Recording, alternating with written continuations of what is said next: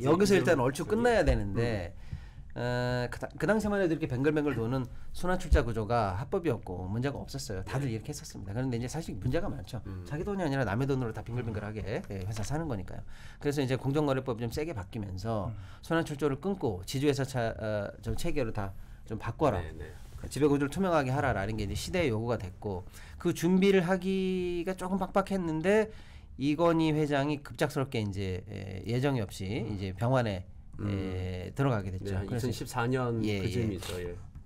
그러다 보니까 삼성 입장에서는 순환고리도 끊어야 되는 상황이고, 갑자기 사실상 상속이라든지 이런 걸 준비해야 되는 상황이 막닥뜨린 거죠. 그래서 이제 순환고리를 이제 끊습니다. 끊고 계열을 다 수직 계열화 하는 걸로 분리를 하고, 동생 이부진에게는 뭐 호텔신라 쪽 계열사를 몰아서 준다든지, 또 삼녀에게는 또 뭘 준다든지 하고, 또 중간에 자녀가 이제 세상을 떠나는 일도 있었으니까 그 지분도 다시 흡수한다든지 하는 그런 일들을 했었어야 됐었어요. 근데 그렇게 하는 건 별 문제가 없는데, 이재용 위주의 이제 삼성그룹의 적통은 삼성전자가 핵심입니다.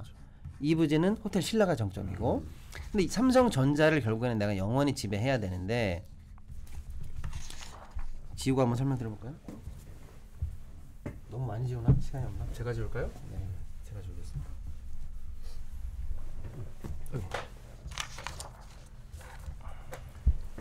이재용이 있고요. 이재용이 에버랜드를 갖고 있는데, 에버랜드가 이름이 제일모직으로 바뀝니다. 제가 왜 에버랜드를 처음부터 이렇게 많이 소개했냐면 그게 제일모직이에요. 지금까지 이어지는 사건이 제일모직이죠. 에버랜드의 패션 부분 해가지고 합쳐가지고 만든 게 이제 제일모직이죠. 네, 그 이재용 여기 23% 정도 제가 소수점 띄고 이제 지배를 하고 있습니다. 근데 제일모직이 아까 얘기한 것처럼 삼성생명을 갖고 있죠. 삼생을 갖고 있습니다. 삼생을 대충 19% 정도 갖고 있다고 치고요. 네, 여기서 삼성전자를 갖고 있는데, 삼성전자. 네, 이건 비율은 뭐 그때그때 달라지니까 그냥 대충 7.2%라고 해볼게요. 7%. 이재용이 결국에는 제일모직을 통해서 삼성전자 7.2를 가지고 있어요. 그 다음에 개인적으로 직접 가지고 있는 지분이 뭐 1, 2% 정도 됩니다. 예를 들어서요. 예, 이렇게 갖고 있는데 이것만 갖고는 삼성전자 지배권이 불안하다라고 생각한 거예요. 그래서 살펴보니까 전혀 다른 계열사, 삼성물산. 물산이 보니까 삼성전자를 4% 갖고 있네. 근데 나는 물산의 지분이 없네. 이런 상황을 발견하게 된 거죠. 그래서 내가 삼성전자 지분을 확보하려면 삼성물산 4% 정도 얹고 이것도 얹고 이것도 얹으면 어느 정도 충분하다라는 계산이 나오고, 그럼 삼성물산을 결국 내가 지배하면 되겠구나라는 생각을 하면 되는데, 또 정상적으로 하면 삼성물산 사면 되죠. 그렇죠. 돈 주고 사면 돼요. 자기 뭐 예를 들어 이런 지분 좀 팔고 해서 사면 되는데, 그 돈을 또 아끼고자 마음을 먹고, 나는 지분이 없으니 네가 이걸 사라. 내가 지분을 많이 가지고 있는 제일모직을 통해서 삼성물산을 가져오면 4%도 내 거지. 이런 그림을 그리게 됩니다. 자, 그런데 문제는 내가 가지고 있는 지분이 많은 회사가 더 가치가 높게 평가되고, 내가 지분이 없는 얘가 가치가 낮게 평가돼야 여기서 들어가는 돈이 있죠. 적게 들어가면서 거저 먹을 거 아닌가 라는 지금 그 유혹을 느끼게 되고, 그걸 실행하기로 마음 먹습니다. 그래서 삼성이 제일모직과 삼성물산의 합병 비율을 1대 0.35 1대 0.35로 잡습니다. 제일모직이 삼성물산보다 3배 이상 더 가치가 높다라는 얘기인데, 실제로 제일모직이 삼성물산보다 그러면 작은 회사냐? 말이 안 되죠. 말이 안 되죠. 네. 제일모직 뭐 해봐야 패션하고 에버랜드 정도인데, 그러니까요. 삼성물산은 전국에 깔린 이마트, 레미안만 해도 얼마고. 그렇죠. 어마어마한 회사입니다. 실제로 매출도 5배. 물산이 5배. 그 다음에 뭐 영업이익도 3배. 뭐 이거저거 총자산도 3배. 무조건 다 이쪽이 더 큰 회사입니다. 네. 그런데 이 합병 비율을 저렇게 정하고 나서 저걸 맞추고자 하니까, 합병할 때 합병 비율은 주가를 결정하거든요. 그러니까 결국 이쪽 주가를 띄워, 이쪽 주가를 낮춰, 이렇게 하면은 나중에 저 비율에 맞아 들어갈 거야 라고 생각하면서 삼성물산의 주가를 낮추기 위한 여러 가지 시도를 하게 되는 거죠. 그게 뭐냐? 예를 들어서 야, 레미안 짓지 마.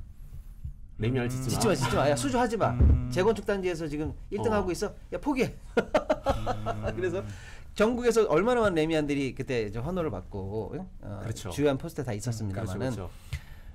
제가 틀릴 수도 있습니다만 반포 레미안 정도가 마지막이고 그 다음에 없어요. 안 짓습니다. 그다음에 수주 받은 것들 빼고는 기존에서 받아놓은 거 빼고 신규 입찰 들어가질 않아요. 멈춰. 일단 레미안 워낙 제일 잘 나갔잖아요. 1등이었습니다. 그래서 뭐 예. 핸드폰은 삼성 쓰고 집은 레미안 회사고 뭐 이런 얘기들 되게 많이 돌지 않았습니까? 그래서 레미안을 포기하고 당분간 아무것도 하지 마. 그다음에 해외에서 너무 좋은 소식이 막 날라왔죠. 카타르 이런 데서 막 발전소 2조짜리 수주하고. 그럼 이제 예. 너무 와 이건 이거 뭐 호재인데요. 호재죠. 완전히? 그런 거 터지면 주가 올라가니까 발표하지 마. 호재 숨깁니다. 공시 위반이죠. 그렇죠. 예, 이런 게 다 공시 위반입니다. 발표하지 마. 이래가지고 다 숨겨요. 그러니까 삼성물산 주주들이나 일반 투자자들 입장에서는 왜 이렇게 아파트가 안 되는 거야? 왜 이렇게 올해 성과가 안 좋아? 왜 이렇게 수주 물량이 떨어져? 재무제표 왜 이러는 거야? 단기 수익 왜 이렇게 떨어지는 거야? 그렇지. 야, 아닌가 보다. 빼자. 점점 주가가 내려갑니다. 점점 내려가요. 제일모직은 올려야 될 거 아니에요. 별것도 없는 회사가 그럼 뭐 패션밖에 뭐 이게 에버랜드밖에 뭐, 없는데 그래서 뭐 제일모직은 제일모직의 주가를 올리기로 만듭니다. 그래서 올리기 위해서 여기는 분식회계, 뻥튀기가 들어가는 거예요. 그러니까 삼성물산은 낮추기 위한 작업, 제일모직은 올리기 위한 작업을 통해서 1대 0.35의 비율에 맞추기 위한 작업이 들어갑니다. 그런데 그 작업대로 하는데 한다 쳐도 결국에는 제일모직 주주총회를 통과해야 되죠. 합병하겠습니다. 삼성물산도 주주총회를 통과해야 돼요. 근데 제일모직은 내가 지분이 많아. 여긴 문제가 없을 것 같아요. 근데 삼성물산은 내가 지분이 없네. 이거 주주총회 붙었는데 반대가 많아가지고 부결되면 큰일 나는 거 아니에요? 가만히 보니까 1대 주주들은 다 계열사예요. 그건 상관없지. 다 내 마음대로 할 거니까. 근데 2대 주주가 국민연금이네. 국민연금. 이거 국민연금이 가만히 들고 있다가 안 돼. 우리는 전 국민의 노후 자금을 관리하는 공적 의무가 있는 그 철저한 정말 도덕적으로 선관주의 의무라든지 등등 도덕적 법적으로 우린 제재가 많아. 우리는 가치가 떨어지는 일에 찬성할 수가 없어라고 해서 국민연금 틀어버리면 안 되는 거예요. 그렇죠. 그러니까 그게 정상이죠. 지금 삼성물산의 가치가 내려가고 있고 다른 회사보다 가치를 3분의 1로 저평가해서 합치겠다? 이건 안 돼. 라고 할 게 더하기 빼기 해보면요. 이거는 그냥 대학교 경제학과 한 3학년 애들만 해도 답 나오는 거예요. 그러니까 당연히 국민연금이 반대하겠죠. 그러니까 여기서 다시 한번 유혹을 느끼는 거죠. 이거는 더하기 빼기로 딱 떨어지는 장부로는 답이 없다. 힘으로 해결할 수밖에 없다. 국민연금을 움직이려면 그렇지. 정권의 입김을 불어넣어서 로비로 가자. 라고 해서 결국 우리 기자님이 아까 국정농단 사건 국정농단 사태에 이제 이게 휘말리게 되는 거죠. 그래서 이거 국민연금이 반대할 것 같아. 그럼 위에 있는 그 어디죠? 보건복지부인가요? 그렇죠. 보건복지부를 움직여야 되는데 보건복지부가 말을 들게 하려면 위를 더 움직여야 되니까 이제 정확합니다. 최순실할 때 이제 말 세필 이제 그렇죠. 뇌물 먹여가지고 정확합니다. 그래서 이제 국정농단으로 상황이 넘겨지게 되는데 국정농단 사태를 제가 쭉 한번 정리해봤는데 예를 들어서 자료가 어디 갔냐? 그냥 기억나는 대로만 해야 되겠다. 근데 국정농단 사태는 예를 들면 이런 거예요. 박근혜 대통령이 최순실에게 삼성을 잘 보자라 라는 멘트를 하게 됩니다. 근데 그리고 뇌물은 누가 받았냐면 최순실이 받죠. 최순실이 받은 건 말세마리. 말세마리. 그리고 최순실이 만들려고 했던 스포츠 영재 과학재단인가 거기에다가 자본금 좀 출연금 좀 내십시오. 그래서 10매덕을 냅니다. 그래서 말 3마리 값 대충 해서 36억. 그다음에 38억인가 그 정도 되고요. 재단에 출연한 돈 10매덕 해서 한 50억 정도를 삼성이 결국에는 최순실에게 준 거거든요. 근데 이게 뇌물이냐 아니냐가 이제 시비가 걸리는 거예요. 그렇죠. 국정농단 사태. 예, 왜냐? 최순실은 공무원이 아닌데 뇌물죄의 대상은 공무원입니다. 최순실이 받은 게 왜 이게 뇌물이냐 이 피곤해지는 거죠. 그래서 최순실이 받은 것도 공무원에게 박근혜 대통령을 바라보고 준 건데 제3자가 수령한 거일 뿐이야라고 해서 제3자 뇌물죄가 여기서 나옵니다. 자, 그 다음에 아무튼 이제 그렇게 해서 이제 우리가 지금까지 계속 듣고 있던 제3자 뇌물죄 법리가 여기서 나오고요. 그래서 일단 이 뇌물이냐 아니냐 가지고 1심에서는 무죄가 나옵니다. 여기 1심까지 가는데도 어마어마한 일들이 우리 사회에서 많이 벌어져요. 여러분 많이 기억하실 거예요. 그냥 검사가 기소하면 되는데 이때 뭐 기소할지 말지에 대한 외부 위원회 같은 걸 열어가지고 거기서 이건 기소가 부적절하다 그래가지고 기소하지 말라는 권고 의견이 나와요. 그런데 수사심의위. 예, 수사심의위원회가. 근데 거기 참여했던 사람들 보니까 다 알고 봤더니 삼성과 관계 있는 사람이고 네. 뭐 이런 식의 일들이 계속 벌어지는데 결국에는 검찰이 기소를 하긴 합니다. 수사심의위원회의 권고를 뿌리치고 기소를 하게 돼요. 어쨌거나 하고 근데 무죄. 2심도 무죄. 대법원에 올라갑니다. 대법원에서 김명수 대법관 이하 대법원장, 김명수 대법원장 이하 대법관들이 최종적으로 이거는 유죄야라고 해서 1, 2심 원심 파기하면서 다시 되돌려보내요 사건을. 근데 그때 명확하게 이런 얘기합니다. 이거는 이재용과 미래전략실이 나서서 경영권 승계의 목적을 둔 불법이 자행된 확실한 뇌물 사건이야. 경영권 승계를 목적으로 예. 한 뇌물죄다. 정확하게 판단을 해줍니다. 그래서 이제 사건이 다시 되돌아가서요. 그래서 2심에서 다시 2심을 이제 빠꾸를 맞아 다시 2심을 하죠. 2심에서 다시 여전히 대법원의 취지에 맞게 유죄가 나옵니다. 유죄가 나오고 이재용 회장이 상고를 포기하고 바로 실형에 들어가요. 그래서 드디어 이재용 회장이 감옥에 들어가게 됩니다. 이게 국정농단 사건이에요. 이때 이재용 회장만 들어간 게 아니고요. 같이 미래전략실에서 일했었던 장충기라든지 이런 여러 가지 삼성의 최지성. 최지성. 간부들도 다 유죄를 받습니다. 이 사람들 이름이 다 왜 얘기 다냐면 이번에 다 무죄 받았어요 이번에. 그러니까 아무튼 이 사람들까지도 다 그때는 다 유죄였어요. 이재용 유죄, 너네들 다 유죄 이렇게 해서 감옥에 갑니다. 그리고 아까 기자님이 정확하게 짚어주셨던 것처럼 국민연금을 동원해야 했기 때문에 실제로 국민연금에 그 표 찬성표를 던지게 만들었던 국민연금 기금운용본부장도 유죄 받습니다. 홍완선. 그렇습니다. 그리고 그 기금운용본부장에게 영향을 미칠 수 있었던 보건복지부 장관도 유죄를 받습니다. 문영표. 이 사람들은 대법원까지 갑니다. 네. 그래서 대법원 판결이 2개 나온 거예요. 이재용 관련해서 대법원 판결이 명확하게 하나 나왔고 이 2명 보건복지부 장관하고 기금운용본부장도 대법원까지 올라갔기 때문에 대법원 판결이 2개가 나와요. 2번의 대법원 판결이 명확하게 존재합니다. 이거는 불법 승계 목적을 가지고 있었던 명확한 뇌물 사건이야라는 게 대법원의 명확한 판결이 2번이 나옵니다. 그렇게 해서 일단 국정농단 사건이 마무리가 일단 그렇죠. 됩니다. 그 국정농단 사건을 듣다 보니까 저도 예전에 법조 출입할 때가 생각나는데 말씀하신 것처럼 그때는 박근혜 대통령하고 최순실 씨의 어떤 공모 관계를 인정해서 뇌물로 했던 기억이 굉장히 생생히 나서 또 직접 뇌물이다 이런 주장과 쟁점이 활발했던 걸로 또 기억을 합니다. 그렇군요. 네. 근데 이제 한 가지 사건만 더 이제 살짝 더 연결을 드려보면 그렇게 해서 이제 아무튼 넘어갔어요. 그러니까 이제 해서 결국 국민연금이 찬성을 할 것 같죠. 그래서 삼성 제일모직 통과되는 건 문제가 누구나 예측할 수 있는데 삼성물산도 그러니까 국민연금이 넘어가니까 거의 이제 통과가 될 것처럼 네. 생각이 들잖아요. 그러니까 일반 주주들 입장에서는 황당하죠. 그렇지. 조금 똑똑한 주주 입장에서는 아니 내 회사를 왜 3분의 1 가격에 팔아? 그렇죠. 이거 반대야.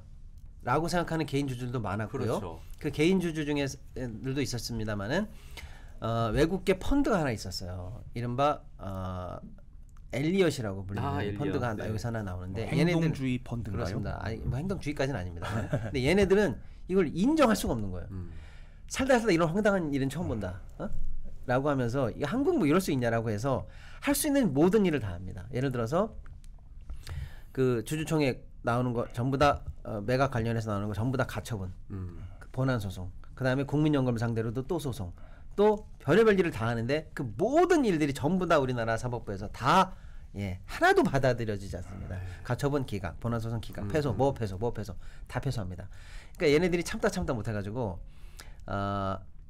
나중에 이게 우리나라에 또 지금까지도 영향을 미치고 있는 겁니다. 작년에 판결이 나왔는데 국제 소송으로 갑니다. 이른바 국제 투자자 소송, ISD 소송, ISD 소송으로 가는데 뭐냐면 우리가 한국이랑 FTA 등등등에서 다 협약을 맺고 한국에 투자했는데 우리가 건강하게 법도 잘 지키고 합리적으로 투자했는데 한국 정부가 불법적으로 투자자를 말하자면 불법적인 방법으로 투자자에게 손해를 미치면 그 정부 너가 우리한테 배상해야 돼 라고 해서 정부를 상대로 ISD가 소송을 합니다. 이거는 한국 정부가 개입을 해서 사기업의 그 건강한 질서에 위해를 주면서 우리 투자에 손해를 입힌 거야. 그러면서 근거를 뭐라고 되냐면 아까 얘기했던 대법원 판결, 국정농단을 갖다 댑니다. 니네들도 스스로 인정했잖아. 맞지. 국민연금이 개입해가지고 그렇죠. 불법을 저질렀다며. 그러니까 난 배상 받아야겠어. 우리 주주들이 결정한 게 아니야. 정부가 휘가닥한 거라고 해서 드디어 배상 600억 정도, 690억 정도의 배상 판결을 작년 6월에 받습니다. 네. 근데 이 당시에 이 모든 사건을 사실은 수사하고 기소까지 관여했던 라인이 윤석열, 한동훈, 이복현 라인인데 그렇죠. 한동훈 입장에서는 자기가 법무부 장관이 됐는데 이 판결을 받아든 거예요 작년에. 네? 그래서 당신이 여차저차해서 이거 불법이라고 했던 사건인데 그것 때문에 결국에는 우리가 돈 물어주게 국가 생겼다, 배상에 국가가. 나온 거 아니냐라고 그러니까 묘한 지금 아이러니한 상황이 놓이게 된 거죠. 네. 근데 한동훈 얘기는 사실은 자기가 수사했던 게 맞다면 맞아요. 그때 불법이라고 했습니다. 그때 사실은 국가를 잘못 운영했던 사람은 책임입니다. 배상하겠습니다. 이러면 끝나는 건데 예를 들면은요. 근데 아닙니다. 항소하겠습니다라고 해서 아직도 배상금을 안 주고 있어요. 그래서 지금 그 배상금과 지연 이자까지 합쳐서 약 2배 정도 현재 불어나 있어요. 배상할 금액이 그게 다- 1,300억을 넘어가고 있습니다. 그게 다 국민 다 세금이잖아요. 국민 세금이죠. 질 거면 깔끔하게 지든지. 그렇죠. 그러니까 이게 결국은 대주주의 승계를 위해서 네. 소액주주, 그러니까 일반적인 주주들이 일단 손해를 입었고, 손해를 입었고요. 국민연금이 또 손해를 국민연금 입었고, 손해를 입었고 2차적으로 현재 국고가 앞으로 계속 나갈 예정이 나가고 또 있고. 있고요. 어마어마. 그러니까 아니 뭐 이제 그냥 기업 주라 그래 이런 분들도 많아요. 네, 네. 야, 대기업들이 뭐 자식한테 물려주고 본능 아니야? 그것만 해결해 갈 때 그냥 해결해주고 나머지 것들은 좀 편안하게 경영이나 잘하라고 그래 하는 분들도 많이 계세요. 경제를 잘 모르시는 분들도 쉽게 삼성에 놀리지만 그런 거 빠져 계신 분인데 그렇지가 않다는 거. 이렇게 복잡한 수많은 개인 주주들에게 손해를 주고 기업 가치를 떨어뜨림으로써 그렇죠. 그다음에 국고를 낭비하게 만들고 엄청나게 국가가 소송에 휘말리게 만들면서 국력을 분산시키고 네. 엄청난 일을 지금 계속 만들면서 이 사안이 보통 이 단순한 개인 문제가 아니라 공적인 부분으로 들여다볼 게 엄청 많은 사건이다 이렇게 볼 여지가 여기서부터 생기는 거죠. 자 그런 일이 일단 있었고요. 일단 여기서 이제 2장이 또 끝난 끝났습니다. 거죠. 네. 네.